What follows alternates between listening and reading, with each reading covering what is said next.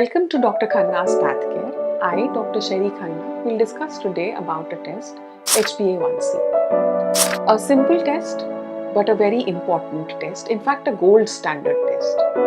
आज हम बात करते हैं HbA1c टेस्ट के बारे में, जो नॉर्मली डॉक्टर्स डायबिटिक्स को प्रिस्क्राइब करते हैं कि ये रिपीटेडली कराते हैं हर तीसरे या छठे महीने पे, ताकि आपका ब्लड शुगर कंट्रोल पता रहे। बेसिकली HbA1c एक टेस्ट होता है जो आपके एवरेज 3 मंथ कंट्रोल के बारे में डॉक्टर को बताता है। पिछले 3 महीने में आपकी ब्लड शुगर कैसी रही है, बढ़ी है, घटी है, एक एवरेज शुगर लेवल क्या रहा है बॉडी में, इसकी इंफॉर्मेशन आपके डॉक्टर को मिल जाती है।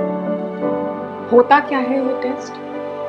हीमोग्लोबिन हमारा एक प्रोटीन होता है जो आरबीसी में प्रेजेंट होता है, और इस हीमोग्लोबिन के ऊपर थोड़ा ग्लूकोज समझिए कि चिपकता जाता है।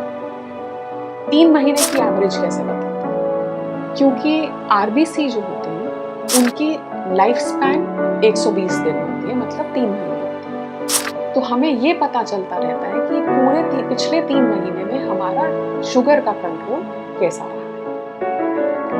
अब ये टेस्ट किसको करना चाहिए और कब करना चाहिए? ये टेस्ट नॉर्मली हर डायबिटिक को करना चाहिए, ये चेक करने के लिए कि हर पिछले 3 महीने में उनका कंट्रोल कैसा है। इसको 6 महीने की एवरेज पे कर सकते हैं अगर आपका नॉर्मल आ रहा है। ये नॉर्मल टेस्ट क्या होता है, सो नॉर्मल वैल्यूज़ क्या होती है?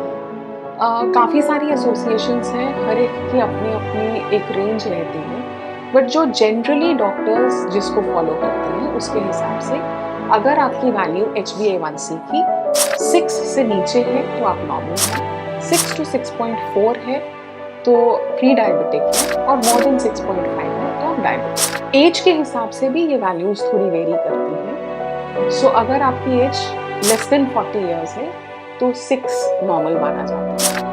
40 to 59 ईयर्स के लिए 6.1 नॉर्मल माना जाता है, और मोर देन 60 ईयर्स के लिए 6.5 नॉर्मल माना जाता है।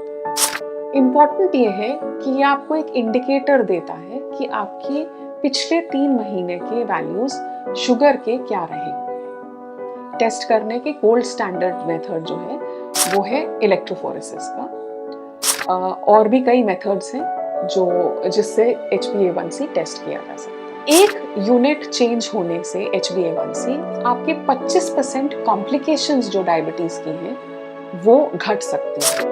तो ये समझिएगा कि अगर आपका 8 से 7 पे आप ले आते हैं शुगर को कंट्रोल करके, आपने 25% चांस अपने आईज, किडनी, नर्व्स, इन सब के डैमेज का बचा लिया। So that is why this is a very important and crucial test for monitoring the sugar controls in the body. क्योंकि होता क्या है कि शुगर्स जनरली वेरी करती हैं, हर 2-3 घंटे पे वेरी कर जाएंगी, आपने खाना क्या खाया। सो आप फास्टिंग, पीपी या होम मॉनिटरिंग से ये नहीं पता लगा सकते कि आपका डैमेज कितना हो रहा है ऑर्गन्स में, क्योंकि हो सकता है आपकी फास्टिंग हमेशा ही नॉर्मल आ रही है, लेकिन पीपी तो आप कर ही नहीं रहे, और पीपी ही है जिसके कारण आपकी दवाइयों को बदलना है। सो अगर आपकी फास्टिंग नॉर्मल आ रही है लेकिन HbA1c थोड़ा बढ़ा हुआ है, आपके डॉक्टर को फिर से मेडिकेशन में चेंजेस लाने हैं। कई बहुत रेयर चांसेस होते हैं कि HbA1c बहुत लो आ रहा है,